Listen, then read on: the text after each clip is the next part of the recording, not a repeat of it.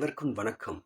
7ஆம் வகுப்பு முதல் பருவம் இயல் 1 இலக்கண பகுதி குற்றிய லுகரம் குற்றிய லிகரம். தமிழ் எழுத்துக்கள் முதல் எழுத்து சார்பெழுத்து என 2 வகையாக நாம் பிரிக்கலாம். உயிரெழுத்து 12 மெய் 18 ஆகிய 30 எழுத்துக்களும் முதல் எழுத்துக்கள் அப்படின்னு சொல்கிறோம். சார்பெழுத்து 10 வகைப்படும். உயிர்மெய், ஆயுதம், பிறலபடை, ஒற்றளபடை, குற்றிய லுகரம், குற்றிய லிகரம், ஐகாரக் குறுக்கம், ஔகாரக் குறுக்கம், மகரக் குறுக்கம், ஆயுதக் குறுக்கம். இன்னைக்கு நம்ம குற்றிய லுகரம் குற்றிய லிகரம் அப்படின்ற 2 தலைப்பில் தான் நம்ம இன்னைக்கு இலக்கண பகுதி பார்க்குறோம்.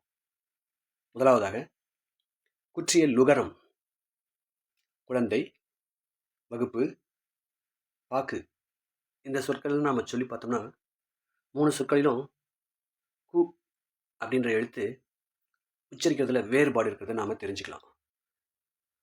இந்த எழுத்துக்களில் சொல்லில் முதல்ல கு இங்கே இடையில வருகிறது.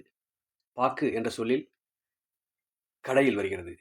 கடை என்பதை ஈறு, கடைசி என்றும் சொல்லலாம்.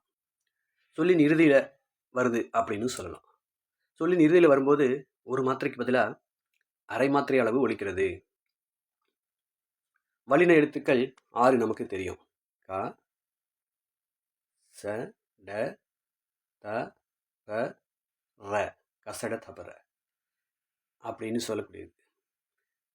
இந்த கசட தபர என்ற எழுத்துக்களோட உ சேர்ந்து குசூடு துபுரு ஆகிய 6 வல்லின உகரங்களும் சொல்லின் இறுதியில் வரும்போது தன்னுடைய ஒரு மாத்திரை அளவுக்கு பதிலாக அரை மாத்திரை அளவில் தான் ஒலிக்கும். இந்த மாதிரி தனக்குரிய ஓசையில் குறைந்து ஒலிக்கும் உகரம் குற்றிய. குற்றிய என்றால் குறைந்து என்று பொருள். இந்த குற்றிய லுகரத்தை குறுமை கூட்டல் இயல் கூட்டல் உகரம் என்று பிரிக்கலாம். இதற்கு உதாரணமாக காசு என்று நாம் சொல்வதில்லை, காஸ். எஃகு என்று சொல்வது எக். பயறு என்று சொல்வது பயிர். பாட், பன்.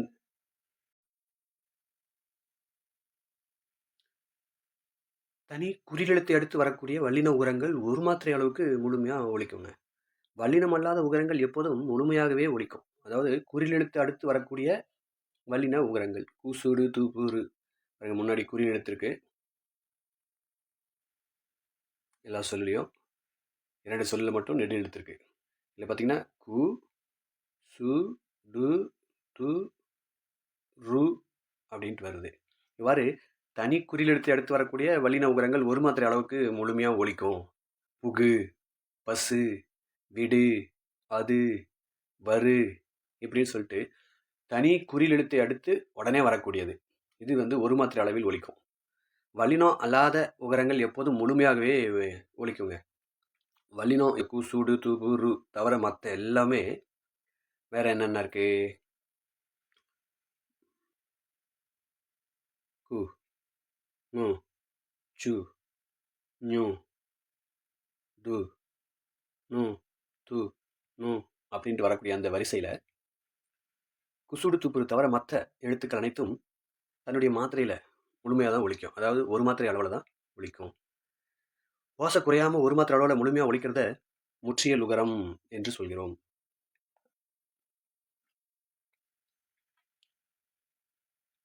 தெரிந்து தெளிவோம். தமிழ் எழுத்துக்களை குறிப்பிடுறதுக்கு கரம், கான், காரம், கேனம் ஆகிய எழுத்து சாரிகைகளை பயன்படுத்திக்கிறோம். எழுத்து சாரியை இது முக்கியம். இது கேட்பாங்க தேர்வில். குறியெழுத்துக்களை குறிக்க கரம் அப்படின்றத நம்ம பயன்படுத்துகிறோம்.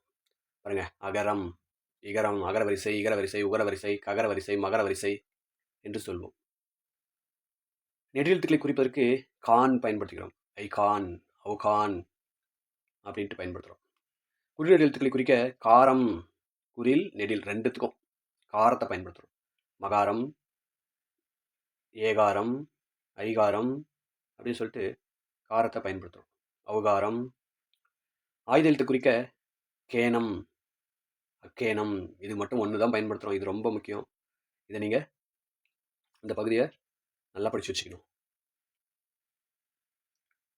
குற்றியல் உகரத்தின் வகைகள். குற்றியல் உகரம் தனக்கு முன் உள்ள எழுத்தை கொண்டு 6 வகையாக பிரிக்கப்படுதுங்க.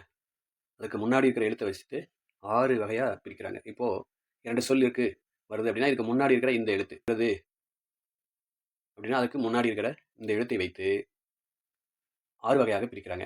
இதில் பாருங்கள், அழகாக பூச்செடி போட்டு கொடுத்துருக்காங்க. நெடில் தொடர் குற்றியல் உகரம், ஆயுத தொடர் குற்றியல் உகரம், உயிர் தொடர் குற்றியல் உகரம், வன் தொடர் குற்றியல் உகரம், வெண்தொடர் குற்றியல் உகரம், இடைத்தொடர் குற்றியல் உகரம் என்று 6 வகையாக இருக்கிறது. இந்த 6ம் மிக எளிமையானது. நெடில் தொடர் குற்றியல் உகரம். தனி நெடிலை தொடர்ந்து வரும் குற்றியல் உகரம் நெடில் தொடர் குற்றியல் உகரம். இந்த நெடில் தொடர் குற்றியல் உகரம் ஈரெழுத்து சொற்களாக மட்டும்தான் வரும். ஈரெழுத்து சொற்களாக மட்டும்தான் வரும். பாருங்க, உதாரணத்துக்கு பாகு, முன்னாடி பா என்பது நெடில் எழுத்து, அதன் பிறகு குசுறு துப்புரில் கூ வந்திருக்கிறது. மாசு என்பதில் மா என்பது நெடில் எழுத்து, சு என்பது குசுறு துப்புரில் வரக்கூடிய சு. இப்படி வரும்போது இங்கே இறுதியில் வந்த கு, சு, டு, டு, ரு இந்த எழுத்துக்கெல்லாம் அரை மாத்திரை அளவு பெறும். ஆகவே நெடிலெழுத்தை அடுத்து வரக்கூடிய கு, சு, டு, து, பு, ரு என்று சொல்லக்கூடிய குற்றியல் உகர எழுத்துக்கள் வருகை புரிந்தால் அது நெடில் தொடர் குற்றியல் உகரம் எனப்படும். பார்த்தீங்களா, மிக எளிமையாக இருக்கிறது. அடுத்தது ஆயுத தொடர் குற்றியல் உகரம். ஆயுத எழுத்தை தொடர்ந்து வருங்க, அடுத்து வரும். இல்லை பாருங்கள், எஃகு என்பதில் ஆயுத எழுத்து நடுவில் இருக்குது. அதுக்கப்புறம் குசுடு துப்புரில் கூ வந்திருக்குது. அடுத்தது அஃது என்ற சொல்ல ஆயுத தொடரை அடுத்து தூ வந்திருக்கிறது. அஃது, எஃகு, எஃகு. ஆயுத எழுத்தை தொடர்ந்து வரக்கூடிய குற்றியல் உகரம் ஆயுத தொடர் குற்றியல் உகரம் எனப்படும். இதுவும் மிக எளிமையான ஒரு வகை. மூன்றாவது உயிர் தொடர் குற்றியல் உகரம். உயிரெழுத்தை தொடர்ந்து வரக்கூடிய குற்றியல் உகரம். உயிரெழுத்து நமக்கு தெரியும், ஆளுந்து அவ்வரை. அந்த எழுத்து மெய்யெழுத்துக்களோடு சேர்ந்து இருக்கும். அதை நாம் பிரித்து பார்த்து தெரிந்து கொள்ள வேண்டும். தனி நெடில் அண்மை எழுத்தை தொடர்ந்து வரும் குற்றியல் உகரம். நெடில் எழுத்தை அல்லாமல் வரக்கூடிய மற்ற குற்றியல் உகரம் உயிர் தொடர் குற்றியல் உகரம் எனப்படும். உதாரணத்துக்கு அரசு, இல்லை ரா எடுத்துக்குவோம். நடுவில் இருக்கிற ரா, ரா இரு குட்டல் ஆ. பாருங்க, இந்த இடத்துல உயிரெழுத்து வருகிறது. இந்த உயிரெழுத்துக்கு பிறகு சு வருகிறது குசுறு தூப்புரில். ஆகவே இது உயிர் தொடர் குற்றியல் உகரம். அதுபோலவே 9ல் கடைசியில் தூ வருகிறது குற்றியல் உகரத்தில். இந்த பாவை நாம் இப்பு குட்டல் ஆ என்று பிரிக்கிறோம். இது உயிரெழுத்து. உயிரெழுத்தை தொடர்ந்து வந்த குற்றியல் உகரம். ஆகவே 9 என்பது உயிர் தொடர் குற்றியல் உகரம். இந்த மாதிரி இடத்துல இதற்கெல்லாம் அரை மாத்திரை வர வேண்டும். குற்றியல் உகர எழுத்துக்களுக்கு அரை மாத்திரை வர வேண்டும். கயிறு என்பதில் ரு வந்திருக்கிறது. குசுடு தூப்பு ரூல ரு வந்திருக்கிறது. இந்த இ என்பதை இ குட்டல் இ என பிரிக்கிறோம். இ என்பது உயிர் எழுத்து. உயிரெழுத்தை தொடர்ந்து ரு வந்தமையால் இது உயிர் தொடர் குற்றியல் உகரம். வரலாறு என்பதிலும் அதுபோலவே லா என்பது இல் குட்டல் ஆ. இதில் ஆ என்பது உயிரெழுத்து. உயிரெழுத்தை தொடர்ந்து ரு வந்தமையால் இது உயிர் தொடர் குற்றியல் உகரம். இவ்வாறு வருகையில் தனக்குரிய ஒரு மாத்திரை அளவிலிருந்து குறைந்து அரை மாத்திரை அளவில் ஒலிக்கும். 4வது வன் தொடர் குற்றியல் உகரம். வன் தொடர்னா வன்மை கூட்டல் தொடர். வன்மை என்பது இங்கு வல்லினத்தை குறிக்கிறது. வல்லின எழுத்துக்கள் நமக்கு தெரியும், அதை தான் நாம் உகரம் சேர்த்தி குசுறு துப்புன்னு சொன்னோம் இல்லைங்களா. காசட தபர இந்த மெய்யெழுத்துக்களை தொடர்ந்தும் குற்றியல் உகரம் வரும். அவ்வாறு வருவது வன் தொடர் குற்றியல் உகரம். பாக்கு என்ற சொல்லை எடுத்துக்கொள்வோம். 3 எழுத்து சொல் இடையில் இக்கு இருக்கிறது. இது வல்லின எழுத்து. அதை தொடர்ந்து குற்றியல் உகரம் வந்திருக்கிறது. இவ்வாறு வருவது வன் தொடர் குற்றியல் உகரம். பேச்சு என்ற சொல்லில் இடையில் உள்ள எழுத்து இச், அது கசடத்தப்பற என்று சொல்லக்கூடிய வல்லின எழுத்தில் 2வது எழுத்து பெற்றிருக்கிறது. 3வதாக குற்றியல் உகர எழுத்து இருக்கிறது. ஆகவே இது வன் தொடர் குற்றியல் உகரம். இவ்வாறு கசட தப்பற என்ற எழுத்தை தொடர்ந்து கூசூடு தூப்பூரு என்பதில் உள்ள குற்றியல் உகரத்தில் ஏதேனும் ஒரு எழுத்து வந்தால் அது வன் தொடர் குற்றியல் உகரம் எனப்படும். பாருங்க, இந்த சொற்கள் எல்லாம் அது போல தான். பாட்டு நடுவில் இட்டு இருக்கு. அடுத்தது குற்றியல் உகர எழுத்து இருக்கு. பாட்டு வன் தொடர் குற்றியல் உகரம். பத்து நடுவில் இத்து இருக்கு. உப்பு, இப், பற்று. இந்த வன் தொடர் குற்றியல் உகரம் வல்லின எழுத்தை அடுத்து வருவதால் இது வன் தொடர் குற்றியல் உகரம் எனப்படும். 5வது மென்தொடர் குற்றியல் உகரம். மென்தொடர் மெல்லின எழுத்தை அடுத்து வருவதுங்க. வல்லின எழுத்து பார்க்கும்போது நமக்கு மிக எளிமையாக புரியுது இல்லையா. அது புரிஞ்சிட்டா இது அதை விட மிக எளிமையாக இருக்கும். மெல்லின எழுத்து ஞன நமன மெய்யெழுத்துக்களை தொடர்ந்து வரக்கூடிய குற்றியல் உகரம் மென்தொடர் குற்றியல் உகரம் எனப்படும். பாருங்க, இதை எடுத்துக்காட்டாக பங்கு, இதில் இங்கு என்ற மெல்லின எழுத்தை அடுத்து குற்றியல் உகர எழுத்து கு வந்திருக்கிறது. ஆகவே இந்த சொல் மென்தொடர் குற்றியலுகரம் ஆகும். இவ்வாறு அடையாளம் கண்டுபிடித்து நாம் கூசுடு தூப்புரு என்ற அந்த எழுத்துக்கான ஒரு மாத்திரை அளவிலிருந்து குறைத்து அரை மாத்திரை அளவை நாம் இட்டு மாத்திரை அளவை கணக்கிடலாம். 6வது பார்த்தீங்கன்னா இடைத்தொடர் குற்றியலுகரம். இடையின எழுத்தை எரழ வழழ மெய்யெழுத்துக்களை தொடர்ந்து வரும் குற்றியலுகரம் இடைத்தொடர் குற்றியலுகரம் எனப்படும். உதாரணம் பாருங்க, எய்து என்ற சொல்லில் இ என்பது இடையின எழுத்து. அதை தொடர்ந்து து என்ற குற்றியலுகர எழுத்து வந்திருக்கிறது. ஆகவே இது இடைத்தொடர் குற்றியலுகரம். மற்ற எடுத்துக்காட்டுகளும் அது போலவே மார்பு நடு இர் என்ற எழுத்து இடை இன எழுத்து. ஆகவே இது இடைத்தொடர் குற்றியலுகரம். சால்பு இல் மூழ்கு இல் என்ற எழுத்துக்கள் இடையில் வந்து அதை தொடர்ந்து குற்றியலுகர எழுத்துக்கள் வந்தமையால் இது இடைத்தொடர் குற்றியலுகரம் எனப்படும். மிக எளிமையானது. ஆகவே குற்றியலுகரம் 6 வகைப்படும்.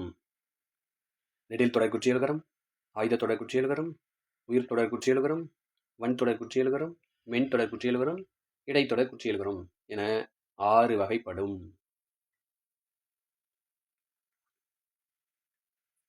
தெரிந்து தெளிவோம். இவ் என்னும் இந்த எழுத்தை தொடர்ந்து வரும் குற்றியலுகர சொற்கள் தமிழில் இல்லை. ஆகவே இவ் என்ற எழுத்தை தொடர்ந்து கூசுடு தூப்புரு என்ற எழுத்துக்கள் வராது. அவ்வாறு வந்த சொற்கள் தமிழில் இருக்காது. மேலும் சூடுரு ஆகிய எழுத்துக்களை இறுதியாக அமையும் இடைத்தொடர் குற்றியலுகர சொற்களும் இல்லை. ஆகவே சூடுரு என்று சொல்லி வரக்கூடிய இந்த இடைத்தொடர் குற்றியலுகர சொற்கள் இல்லை என்பதையும் நாம் நினைவில் வைத்துக் கொள்ள வேண்டும். குற்றிய லிகரம் லி இல் கூட்டல் இ லி. வரகு கூட்டல் யாது, வரகு கூட்டல் யாது என்பதை நாம் விரைவாக சொல்லி பார்க்கும்போது வரகியாது என்று ஒலிப்பதை நாம் அறியலாம். முதல் சொல்லோட இறுதியில் உள்ள கு என்ற எழுத்து கி என ஒலிக்கிறது. கு என்ற எழுத்து கீ ஆயிடுது. அதாவது குற்றியலுகர எழுத்து குற்றிய லிகர எழுத்தாக மாறிவிடுகிறது. அதுவும் முழுமையாக ஒரு மாத்திரை அளவில் ஒலிக்காம அரை மாத்திரை அளவில் தான் ஒலிக்குது. இவ்வாறு தன்னுடைய ஒரு மாத்திரை அளவில் இருந்து குறுகி ஒலிக்கும் இகரம் குற்றிய லிகரம் எனப்படும். இந்த குற்றிய லிகரத்தை குறுமை கூட்டல் இயல் கூட்டல் இகரம் குற்றிய லிகரம் என பிரிக்கலாம். இந்த குற்றிய லிகரம் 2 இடங்களில் மட்டும்தான் வரும்.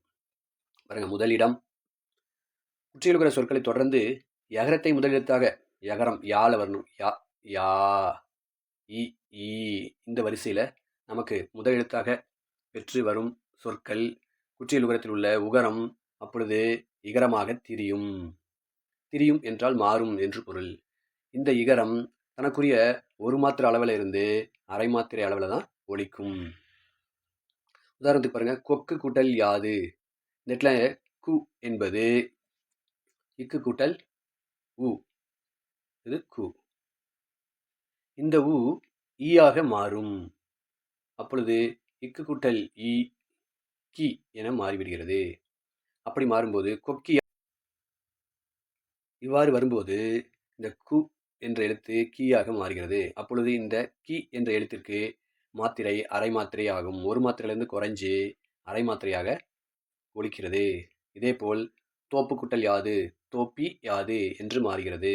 உகரம் இகரமாக மாறுகிறது. அப்பொழுது இந்த பி என்ற எழுத்திற்கு அரை மாத்திரை. நாடு கூட்டல் யாது என்பது நாடியாது. உகரம் இகரமாக தெரிகிறது. இங்கு வரக்கூடிய டி என்ற எழுத்திற்கு அரை மாத்திரை. எனப்படுவது கூட்டல் யாது, இந்த து தீயாக மாறுகிறது. உகரம் இகரமாக மாறுகிறது. அப்பொழுது இங்கு இந்த தீ மாத்திரை அரை மாத்திரை ஆகும். இப்படி முதல் இடத்தில் குற்றிய லிகரம் தனக்குரிய ஒரு மாத்திரையிலிருந்து அரை மாத்திரையாக குறுகி ஒலிக்கிறது. இன்னும் ஒரே இடங்க, 2வது இடம். மியா என்ற ஓர் அசைச்சொல் ஓசை நயத்துக்காக வரக்கூடிய ஒரு அசைச்சொல். இதில் மீயில் மீ சமம் இம்மு கூட்டல் இ அப்படின்ட்டு பிரிக்கிறோம். இதில் உள்ள இகரம் குற்றிய லிகரம் அப்படின்னு சொல்கிறோம். ஒரு இது சொற்களில் இடம்பெறும்போது தனக்குரிய மாத்திரை அளவிலிருந்து குறைந்து ஒலிக்கும். தனக்குரிய ஒரு மாத்திரையிலிருந்து குறைஞ்சி அரை மாத்திரையாக ஒலிக்கும். கேல் கூட்டல் மியா. மியா என்பது ஒரு அசைச்சொல். கேல்மியா என்பது கேன்மியா என மாறுகிறது. ஆகவே இல் இன்னாக திரிந்து கேன்மியா என்று மாறுகிறது. செல் குட்டல் மியா சென்மியா லகரம் நகரமாக மாறுது. சென்மியா என மாறி. இந்த கேன்மியா சென்மியா என்பது குற்றிய லிகரத்திற்கு சிறந்த எடுத்துக்காட்டு. இதை நாம் நினைவில் வைத்துக் கொள்ள வேண்டும். குற்றிய லிகரம் இந்த குற்றிய லிகரம் இந்த காலத்தில் நாம் வழக்கில் பயன்படுத்துறது இல்லைங்க. இலக்கியங்களில் மட்டும்தான் இது இருக்கிறது. ஆனால் இப்பொழுது நடைமுறையில் இவை இல்லை. ஆனாலும் கூட நாம் இதனை நன்றாக தெரிந்து வைத்துக் கொண்டால்தான் இவ்வாறாக வரக்கூடிய வினாக்களுக்கு நாம் விடையளிக்க இயலும். நன்றி.